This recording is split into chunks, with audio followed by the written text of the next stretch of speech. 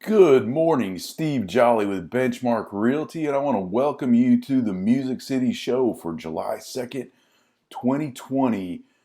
I want to thank all our loyal viewers out here who tune in every Thursday morning around 8:15 a.m. to catch the show because I think we've got a great one lined up for you today. And here's what we're going to be talking about. So, we're going to be focused on how to avoid this common mistake when getting your home ready to sell. And it's a mistake that a lot of people make. And I think mostly they don't do it on purpose. It's mostly because they're just excited about the process and excited about the future of what they want to do. And so let's talk a little bit about that. So it is a really good idea to consider updates and repairs before you sell your home. But it's a bad idea not to ask your agent first. And here's why. First of all, the suggestions that we're going to give you as far as updates and repairs, we guarantee they're going to be effective as far as effective in increasing the showability of your home and making your home look as and showing it in the best light as possible. So it's going to be very effective in doing that, but also it's going to be different than the list you come up with yourself. And a lot of times it's going to be not as comprehensive as all the things you like to do. That's a common thing we find is that some of our clients have in mind to do a lot more than what's really necessary to get their home sold. Second reason why it's a bad idea not to ask your agent first is because the suggestions we're going to give you are going to add value to your home in the eyes of the buyer. And that's really important because why else would you want to go to the trouble and expense of making updates and repairs to your home if it's not going to change what buyers think about it, if it's not going to increase the value of your home and what buyers think about it? And the last reason why is because it's going to save you money. And here's a good example.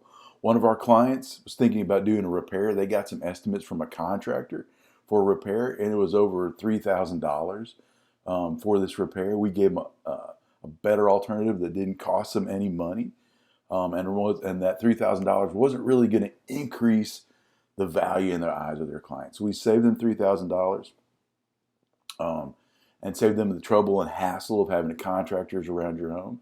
And so hopefully that'll pan out in the future for them. 99% of the time it does, and that's why we're here. We're here to help you be effective. We're here to help you add value to your home with the least amount of cost as possible to save you money, to keep money in your pocket, because that's one of the things you want to do when you sell your home is to maximize the profitability of your home, of what you put into it, so you can take that money and invest it into your next new home. But here's some other things we're going to do for you along the way. So in addition to helping you decide what repairs or what updates you're going to need, we're going to give you a strategic staging. Now, that's not a full-blown staging of your house, but it's something that we're going to offer to you free at no charge and under no obligation. And we're going to walk through your house. We're going to help you reposition furniture to where it needs to be. We're going to bring in extra pieces from our collection to add value to make your home shine in a way that buyers are expecting to see.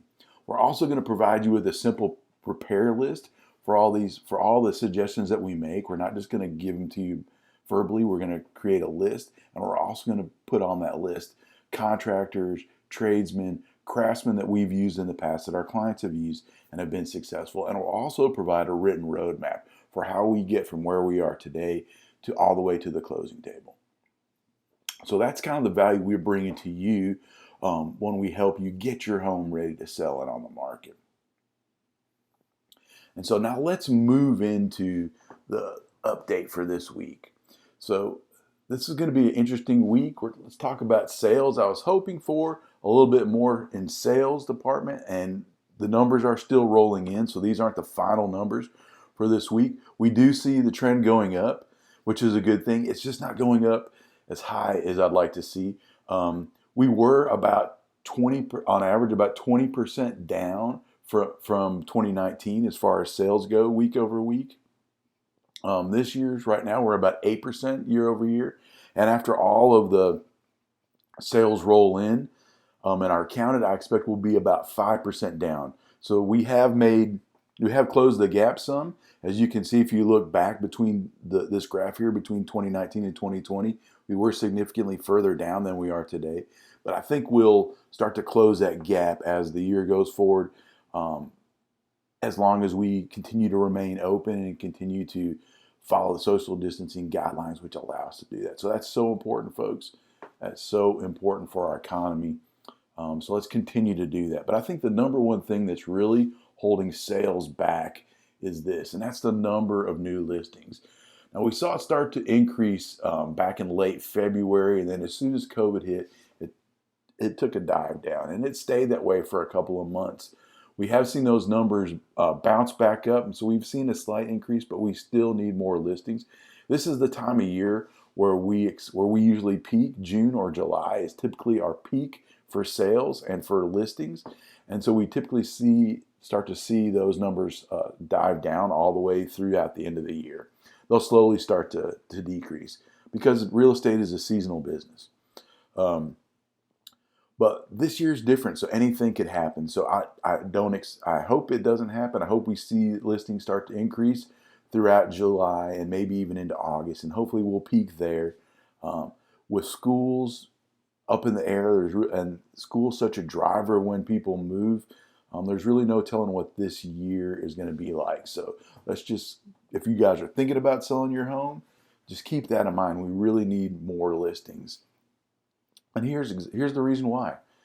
Showings, we're strong demand for showings. We're 16% over the number of showings we had last year. And we've got at least 3, maybe 4 months worth of positive increases. You start to see it plateauing right now. We haven't seen it start to drop because this is the time of year when we hit our peak. So hopefully we'll get some more listings hit the market, and we can keep those showing numbers up, which those showings really drive they drive the homes under contract. And this is another area where we're really seeing proof of that strong demand, because not only are people out there showing homes, but they're actually writing contracts on them. So we've seen a 12-week positive trend here, and we're 37% year over year above where we were last year this week. So that's huge, especially considering everything we've been through in 2020. But we need to keep that rolling, and the only way we're going to do that is with more listings. Let's talk about prices for a minute. So June 2020 hit a 15-month high for median price. It's in Nashville or greater Nashville. $320,770 was the median price of a home in Nashville. That for June 2020. So that's a 15-month high. And I think as long as the demand is strong, and there's no reason for that to curtail, and as long as the listings are low, we're going to see that the prices continue to creep up here in Nashville, because we still have quite a few people moving here. We have jobs coming here. The economy is, compared to the rest of the United States, is doing better than average. And so I think Nashville is going to continue to grow and continue to attract people to move here. So prices are going to continue to rise in this environment. And speaking of prices, if you're concerned about what the value of your home is worth now, if you go to my site, which is NashvillePrices.com, just enter your address, and you'll get up to 2 instant price estimates or automated values of your home. And then if you want, I'll provide you a custom value of your home based on the unique characteristics of your home and any updates or any renovations that you've done in the past year. A lot of times those automated values don't pick that up, but that's something I can pick up and share with you and let you know what the value of your home is.